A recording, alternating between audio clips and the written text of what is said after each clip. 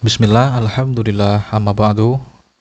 Para ulama berbeda pendapat tentang kewajiban berwudu bagi orang yang menyentuh wanita dengan tangan atau dengan anggota-anggota tubuh lain yang sensitif.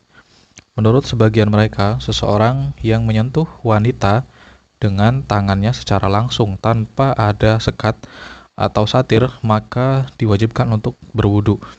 Demikian pula dengan mencium, sebab menurut mereka mencium justru lebih serius daripada menyentuh, terlepas apakah hal itu mendatangkan syahwat ataupun tidak. Inilah pendapat Imam Asy-Syafi'i dan juga murid-muridnya. Tetapi dalam hal ini sesekali beliau membedakan antara orang yang menyentuh dengan orang yang disentuh. Menurut beliau, yang wajib berwudu adalah orang yang menyentuh, bukan yang disentuh. Dan pada kali yang lain, beliau menganggap sama. Artinya, baik orang yang menyentuh maupun orang yang disentuh itu sama-sama mereka wajib berwudu. Sedangkan pada kali yang lain, beliau juga membedakan antara wanita yang ada hubungan mahram dengan istrinya. Dalam hal ini, yang mewajibkan berwudu ialah kalau menyentuh istri, bukan menyentuh wanita yang ada hubungan mahram. Dan pada kali yang lain lagi, beliau menyamakan keduanya. Sebagian ulama lain berpendapat jika sentuhan ini menimbulkan syahwat, maka membatalkan wudu. Dalam hal ini, tidak dipertimbangkan apakah sentuhan itu menggunakan sekat ataukah tidak. Juga tidak disebutkan tentang anggota-anggota tubuh tertentu yang disentuh. Dan menurut mereka, walaupun tanpa menimbulkan syahwat, namun hal itu tetap membatalkan wudu. Inilah pendapat Imam Malik dan mayoritas pengikutnya. Sementara menurut Imam Abu Hanifah, menyentuh wanita tidak membatalkan wudu. Semua ulama salaf dari kalangan generasi sahabat mensyaratkan adanya rasa nikmat atau rangsangan syahwat yang ditimbulkannya. Tetapi sepengetahuan Ibnu Rus, penulis buku ini, tidak ada seorang pun sahabat yang mensyaratkan hal itu. Sebab perselisihan mereka ataupun para ulama dalam masalah ini terletak pada kalimat lamasa yang lazim diartikan menyentuh. Dalam perspektif bahasa Arab, kata ini mempunyai makna ganda atau istiraq, yaitu menyentuh yang lazim dilakukan dengan menggunakan tangan, dan kata kiasan dari makna bersetubuh. Dan ada ulama juga yang berpendapat bahwa menyentuh yang mewajibkan bersuci dalam ayat wudu ialah berhubungan badan, yakni dalam firman Allah, atau kamu menyentuh wanita. Al-Maidah ayat 6.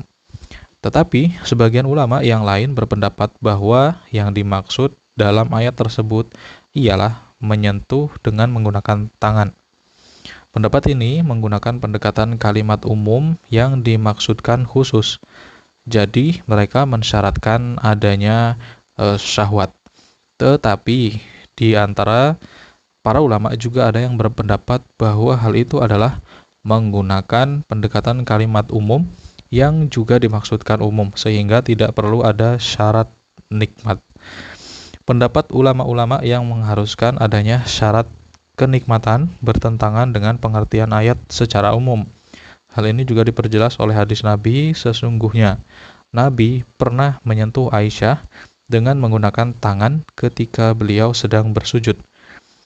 Mungkin Aisyah juga menyentuh beliau. Para ulama ahli fikih yang condong kepada hadis ini juga mengemukakan hadis yang lain yang diriwayatkan dari Hubaib bin Abu Sabit, dari Urwah, dari Aisyah, dari Nabi, annahu qabbala ba'dhu nisaihi thumma kharaja ila shalah wa lam yatawadda. Qultu man hiya illa anti fadhahikat. Sesungguhnya Nabi mencium salah seorang istrinya, lalu beliau keluar untuk sholat tanpa berwudu terlebih dahulu. Saya pun berkata, siapa istri Nabi itu kalau bukan Anda? Aisyah tersenyum. Kata Abu Umar, hadis tadi dinilai lemah statusnya oleh ulama-ulama Hijaz dan dinilai sahih oleh ulama-ulama Kufah. Terkait penilaian sahih ini, Abu Umar bin Abdul Bar berkata, hadis ini juga diriwayatkan dari jalur sanad Ma'bad bin Nabatah. Dan kata Imam Asy-Syafi'i, kalau hadis Ma'bad tentang mencium ini sahih, saya berpendapat bahwa menyentuh wanita tidak membatalkan wudhu. Ulama-ulama yang berpendapat bahwa menyentuh wanita membatalkan wudhu mengemukakan argumen bahwa secara hakikat kata al-lams bermakna menyentuh dengan menggunakan tangan, sedangkan secara majas bisa diartikan bersetubuh. Jika sebuah kata berada di antara arti hakikat dan juga majas, maka sebaiknya ditarik kepada arti hakikat sampai ada dalil yang menunjukkan kemajasannya. Tetapi ulama-ulama yang lain berpendapat jika sebuah kata secara umum dipakai untuk arti majas, maka itulah yang lebih kuat untuk diberlakukan daripada arti hakikat. Contohnya seperti kata al-ghaid, arti hakikatnya ialah duduk berjongkok di atas tanah. Akan tetapi ia lebih banyak digunakan dalam arti majas, yakni buang air besar. Menurut Ibnu Rushd, kata al-lams, lamsun, lamsu, lamasa, walaupun mengandung dua arti, yakni menyentuh dan bersetubuh, namun memiliki argumentasi yang sama atau hampir sama yang berarti bersetubuh, walaupun menggunakan arti majas. Soalnya, untuk arti bersetubuh, Allah memberi kata kiasan dengan kata mubasyarah atau saling bersentuhan, dan kata alams atau menyentuh. Maka berdasarkan penafsiran yang seperti itu, ayat tadi bisa dijadikan dalil atas dibolehkannya bertayamum bagi orang yang sedang dalam keadaan junub, terlepas apakah kata tersebut diletakkan di awal ataukah di akhir. Insya Allah penjelasan ini akan dikemukakan secara detail di dalam bab tayamum. Dengan pemahaman seperti ini, tidak ada kesan pertentangan antara ayat Al-Quran dengan hadis.